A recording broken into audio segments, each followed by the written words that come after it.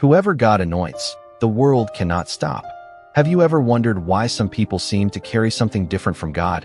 You look and feel. There is something from heaven there. It is not fame. It is not appearance. It is anointing. But what is that, after all? And how can someone be truly blessed by God? We live in a world where blessing is confused with visibility. If someone has many followers, if they preach well, if they sing beautifully, they soon say, they are anointed. But anointing is not a performance. An anointing is the presence of God marking someone in a deep and true way. But the Spirit of the Lord departed from Saul, and an evil spirit from the Lord tormented him. 1 Samuel 16 verse 14.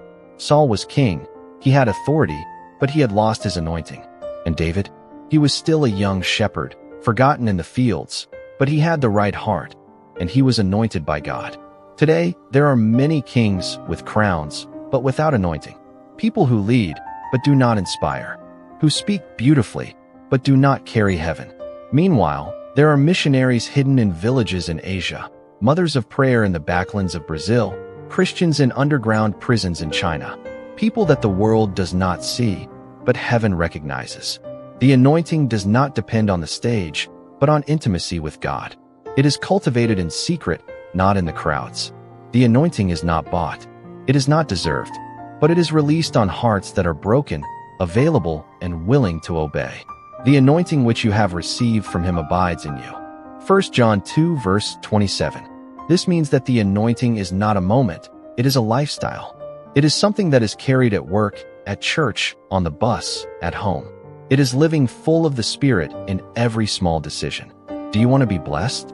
So don't run after applause. Run to the secret with God. Do you want anointing? Seek God's heart, not his hand.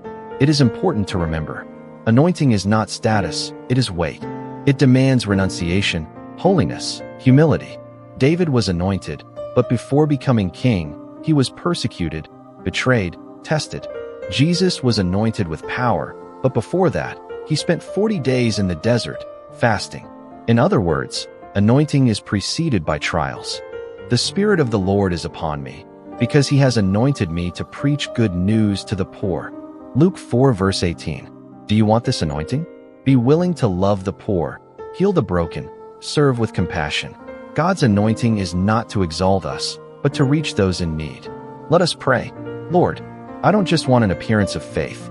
I want to carry you wherever I go. I don't want status or human recognition. I want to be filled with your Spirit. Anoint my life with your presence. Empty me of pride, haste, and vanity, and teach me to seek you in secret. May my life be marked by heaven. Even if no one sees me, may the Lord know me.